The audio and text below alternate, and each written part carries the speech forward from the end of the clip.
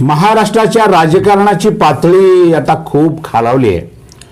खरं म्हणजे पातळीच उरले की नाही असा सुद्धा संशय यावा इतकी वाईट अवस्था या राज्यातल्या राजकारणाची झालेली आहे. यशवंतराव चव्हाणांचा हा महाराष्ट्र एकेकाळी सुचिरभूत राजकारणासाठी संपूर्ण देशामध्ये ज्या महाराष्ट्राचं नाव घेतलं जात होतं त्या महाराष्ट्रातले राजकीय नेते, आजचे राजकीय नेते स्वतःच्या स्वार्थासाठी काय बोलतील, काय करतील, कसं वागतील यावर आता कसल्याही पद्धतीचा कोणाचा अंकुश उरलेला नाही आणि कोणाचा त्यावर भरोसाही उरलेला नाही. आजचा व्हिडिओ अत्यंत महत्त्वाचा आहे. मी आपल्याला विनंती करणार आहे की शेवटपर्यंत आपण सर्वांनी ऐकलेला पाहिजे. आज मी आपल्याला अजित पवार यांनी काल बारामतीमध्ये केलेल्या विधानाविषयी बोलणार आहे आणि त्यानंतर महाराष्ट्रामध्ये जे त्यांच्या विधानाचे पडसाद उमटले त्या विषयावर आज मी आपल्याशी बोलणार आहे. नमस्कार, मी राजू पाटील आणि आपण पाहताय द रिंग लाईव्ह. मित्रांनो, अजित पवारांनी राष्ट्रवादीतून बंड केलं, काही मंडळी सोबत घेतली, भारतीय जनता पार्टी बरोबर गेले. आपलं काय असल काळं बेरं जे काही होतं ते सगळं धुवून घेतलं, ते स्वच्छ झाले, राज्याचे उपमुख्यमंत्री झाले, काही लोकांना त्यांनी मंत्रिपद दिली. राष्ट्रवादी काँग्रेस पार्टी माझीच आहे असा दावाही त्यांनी केला. ते स्वतः राष्ट्रवादी काँग्रेस पार्टीचे राष्ट्रीय अध्यक्ष झाले. तरीही लोकांनी ह्या सगळ्या गोष्टी स्वीकारल्या. राजकारणामध्ये ह्या सगळ्या गोष्टी चालणारच किंवा चालतील. आपला पूर्वीचा जो राजकीय इतिहास होता या इतिहासापेक्षाही काही वेगळं नाही, भाऊबंदकी चालणारच अशा पद्धतीने या सगळ्या गोष्टी हलक्यात घेतलेल्या होत्या. परंतु काल जेव्हा बारामतीमधल्या एका कार्यकर्त्याच्या कार्यालयाच्या उद्घाटनाच्या वेळेला अजितदादांनी अत्यंत जोशपूर्ण असं भाषण केलं. ते भाषणात म्हणाले की लोकसभेचा उमेदवार मी जो देईन तोच आपण सर्वांनी निवडून दिला पाहिजे, अजित पवार हेच उमेदवार आहेत असं समजून आपण सर्वांनी त्यांना लोकसभेमध्ये पाठवलं होतं आणि हेच माझ्या आजपर्यंतच्या विकास कामाची पावती आहे. इथपर्यंत ते बोलून थांबले असते तर चालले असतं एखाद वेळेला, परंतु त्याच्या पुढे जे ते गेले आणि त्यांच्याबद्दल महाराष्ट्रामध्ये आज अत्यंत उलटसुलट प्रतिक्रिया सुरू झालेल्या आहेत. किंवा अजित पवारांनी असं विधान करायला नको होतं, इतक्या खालच्या पातळीवर दादा जातील असं अनेकांना वाटत नव्हतं. परंतु शेवटी राजकारण आहे, शेवटी राजकीय स्वार्थ आहे, शेवटी हितसंबंध आहेत आणि आपल्या स्वतःच्या फायद्यासाठी माणसं कुठल्या थराला जातात त्याचं अजित पवार एक अत्यंत उत्तम आणि ताजं टवटवीत उदाहरण आहे. ते असं म्हणाले पुढे असं बोलताना आपल्या भाषणामध्ये की काही लोक येतील, माझी ही शेवटची निवडणूक आहे म्हणतील, भावनिक आवाहन करतील, परंतु लोकांनी फसू नये किंवा कोणी कसल्याही पद्धतीचं आवाहन केलं तर त्यावर विश्वास ठेवू नये. कारण ते पुढे असं म्हणतात की त्यांची शेवटची निवडणूक कधी होईल हे सांगता येत नाही. अर्थात हे वाक्य, हे विधान शरद पवार साहेबाला उद्देशून होतं आणि शरद पवार, अजितदादांना माहीत होतं की शरद पवार आणि बारामती लोकसभेमध्ये जर व्यासपीठावर उभं राहून मी आपल्याला शेवटचं आवाहन करतोय असं जर म्हणले असते तर बारामतीचा लोकसभेचा उमेदवार हा राष्ट्रवादी काँग्रेस शरद पवार गटाचाच निवडून येणार आहे. मग त्या सुप्रिया सुळे असतील किंवा आणखीन कोणी असतील किंवा खुद्द शरद पवार वगैरे असतील तर तरी सुद्धा तो राष्ट्रवादी काँग्रेस शरद पवार गटाचाच विजय होणार आहे. परंतु अजितदादांना अगोदरच भीती होती की अशा पद्धतीचं जर भावनिक आव्हान झालं तर बारामतीमध्ये माझा पराभव, माझ्या उमेदवाराचा पराभव होण्याची दाट शक्यता आहे. म्हणून त्यांनी अशा पद्धतीचं एक विधान केलं. विधानाचा अर्थ अनेकाने अनेक पद्धतीने घेतला. जितेंद्र आव्हाडांनी या विधानावर आपलं मत व्यक्त करताना किंवा भाष्य करताना अजित पवार हे शरद पवारांच्या मृत्यूची वाट पाहत आहेत का अशा पद्धतीचा प्रश्न उपस्थित केला. आणि मग जितेंद्र आव्हाडांनी असा प्रश्न उपस्थित केल्यानंतर अजित पवार गटाच्या लोकांना जितेंद्र आव्हाडांचा भलता राग आला. नेहमी अनेकांना जितेंद्र आव्हाडांचा भलता राग येतो, पण जितेंद्र आव्हाड जे बोलतात ते काही चुकीचं बोलत नाही किंवा अशाच अर्थाचं हे विधान होतं. त्यांची शेवटची निवडणूक कधी होईल सांगता येत नाही. म्हणजे काय, या विधानाचा दुसरा अर्थ काय असू शकतो, हे त्यांचे हे जे टोरस गँग आहे किंवा अजित पवार गटाचे जे कोणी लोक आहेत त्यांनी त्याचा खुलासा करण्याची आवश्यकता आहे. परंतु त्याचा खुलासा न करता जितेंद्र आव्हाडांचा निषेध करणे किंवा जितेंद्र आव्हाडाला शिव्या घालणे म्हणजे अजित पवारांनी केलेल्या विधानावर पांघरून घालण्याचा प्रयत्न आहे.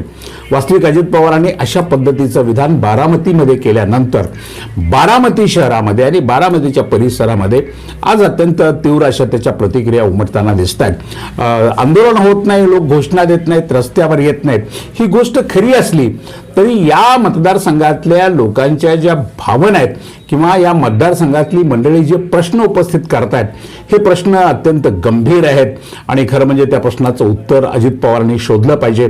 किंबहुना लोकांच्या या प्रश्नाचा आपण स्वतः थोडासा अभ्यास करून थोडंसं मागं वळून पाहण्याची गरज अजित पवारांना आहे. त्यांनी जे काही बंड केलं, जे सोडून गेले, पक्षावर गद्दारी केली वगैरे हा बाजूला ठेवला विषय, तर अजित पवार स्वतः अजित पवार यांना लोक प्रश्न करतायत की अजित पवार कोण आहेत, अजित पवार कुठून आले, अजित पवारांना कोणी मदत केली, अजित पवार कारखान्याचे संचालक कसे झाले, अजित पवार खासदार कसे झाले, अजित पवार आमदार कसे झाले, अजित पवार मंत्री कसे झाले, अजित पवार उपमुख्यमंत्री अनेकदा कसे झाले, अजित पवार पक्षाचे महाराष्ट्राचे अध्यक्ष कसे झाले, अजित पवार राष्ट्रवादी काँग्रेसचे गटनेते कसे झाले, अजित पवार साखर संघावर कसे काम करू लागले, या सर्व प्रश्नाच्या पाठीमागे लोक विचारत आहेत की हे कोणामुळे घडलं किंवा अजित पवारांनी आज जे काही स्वतःचं साम्राज्य उभा केलंय, संस्थांचं जाळं वगैरे, हे कोणामुळे उभं झालं. शरद पवारांच्या आशीर्वादामुळेच अजित पवार नावाचं नेतृत्व महाराष्ट्रामध्ये उदयाला आलेलं आहे.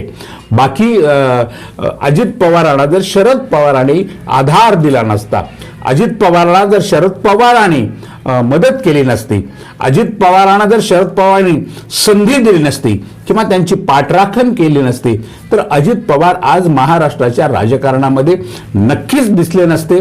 ते इतरत्र कुठेतरी आपल्याला दिसले असते, म्हणजे एका वेगळ्या विश्वामध्ये त्यांनी काम केलं असतं, परंतु ते महाराष्ट्राच्या राजकारणामध्ये दिसले नसते.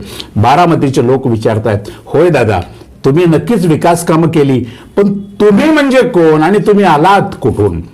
तुम्हाला साहेबांनी, मोठ्या साहेबांनी तुम्हाला संधी दिली, एका पदावर जाण्याची संधी दिली, एक मंत्रिमंडळामध्ये मंत्री होण्याची संधी दिली आणि त्या मंत्रिपदाच्या जोरावर तुम्ही बारामतीच्या विकासाला गती दिली, हे मी मान्य करतो.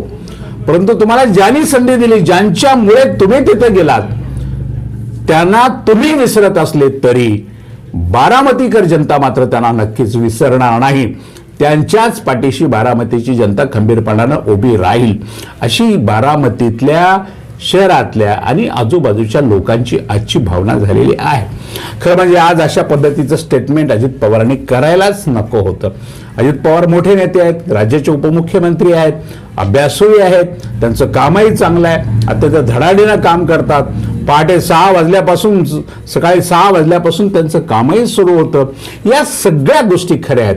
परंतु अजित पवारांना शरद पवारांचा एवढा तिटकारा काय येतोय, अजित पवारांना शरद पवारांचा एवढा राग काय येतोय, शरद पवार राजकारणातून घरी बसावेत असं अजित पवारांना वारंवार आणि सातत्यानं का वाटतंय, कशासाठी वाचतंय?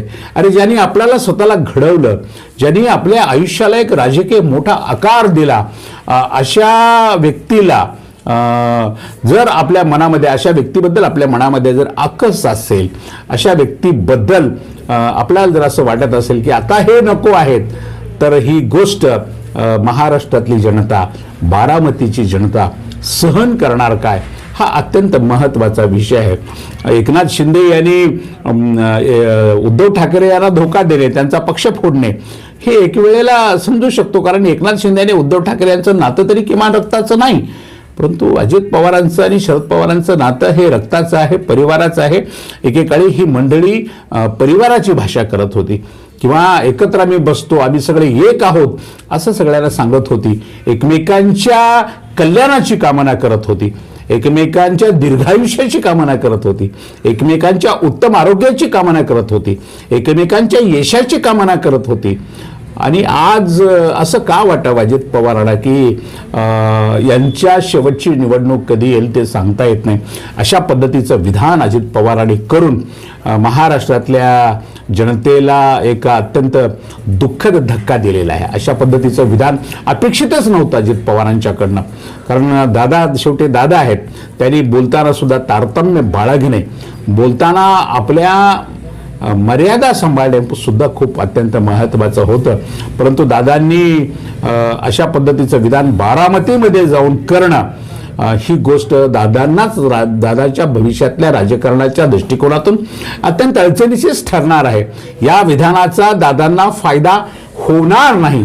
दादा या मतदारसंघामध्ये स्वतःचा उमेदवार कोणीही देवोत, पार्थ पवार देवोत किंवा सुनेत्रा वहिनींना या मतदारसंघातून उमेदवारी देवोत, तिथे शरद पवारांचाच उमेदवार विजयी होईल, मग तो कोणी असेल.